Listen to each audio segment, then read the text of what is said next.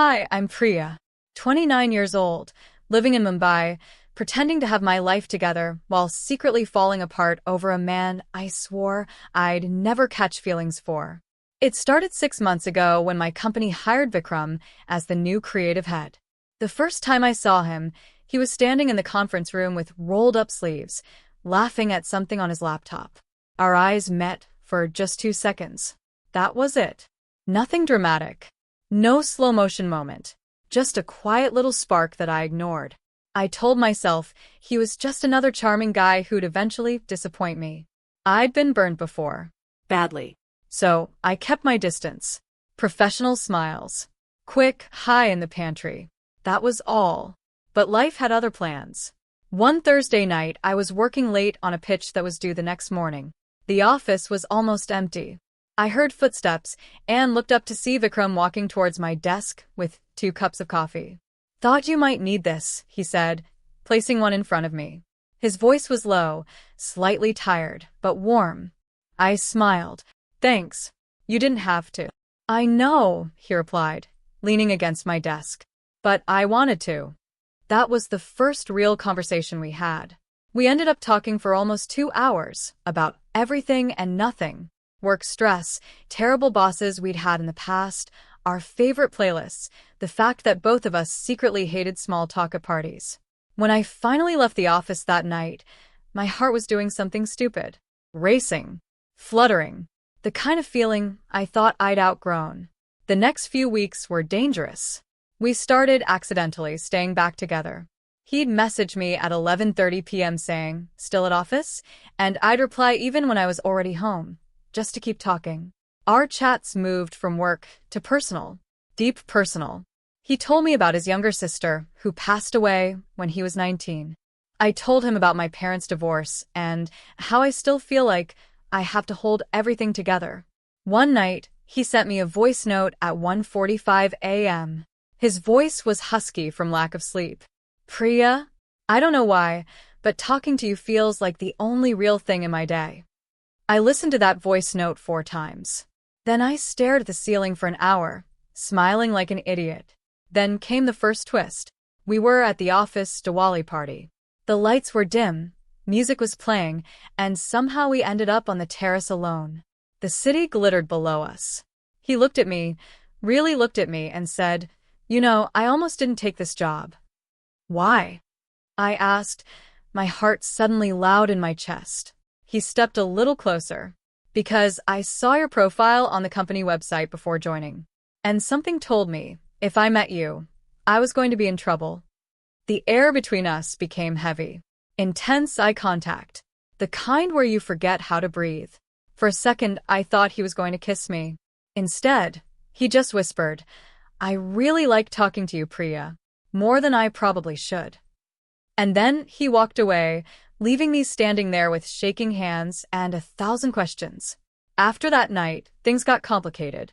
I started noticing how he'd look at me during meetings, how he'd always save me the seat next to him, how he remembered I liked my coffee with exactly 1.5 sugars. But I also noticed something else. He would sometimes disappear for hours. His replies would get delayed. And once, I saw a woman's name pop up on his phone when we were working together. Meher. My stomach dropped. I didn't ask. I had no right to. We weren't anything. Just late-night conversations and lingering looks. One rainy Friday, everything exploded. I was leaving the office when I saw him in the parking lot, completely drenched, waiting by my car. "Vikram, what are you doing here?" He looked nervous. Really nervous. "I need to tell you something before I lose my mind," he said, rain dripping from his hair. I waited, heart hammering. "I've known you longer than you think," he said. 3 years ago, you wrote an anonymous blog post about feeling lost after your breakup. I found it by accident. I read every single post you wrote. I never commented, but I used to reply in my notes app like a complete idiot, because your words felt like they were written for me. I stared at him, stunned. He continued, voice cracking slightly. "When this job opening came, I applied because I wanted to finally meet the girl behind those words. I told myself I'd just be a friend. But Priya, I'm failing terribly at that. The rain was pouring harder now. My mascara was probably ruined, but all I could focus on was his eyes, desperate, honest, scared. I wanted to tell him I felt the same, that I'd been replaying every conversation we'd had, that I was terrified too. Instead, I whispered, Vikram, are you seeing someone? I saw the name Meher on your phone. He looked confused for a second, then laughed softly, a sad, relieved laugh. Meher is my sister's best friend. She's been helping me with something. A surprise. For you, actually. That's when the real twist came. He pulled out his phone with wet hands and showed me a folder.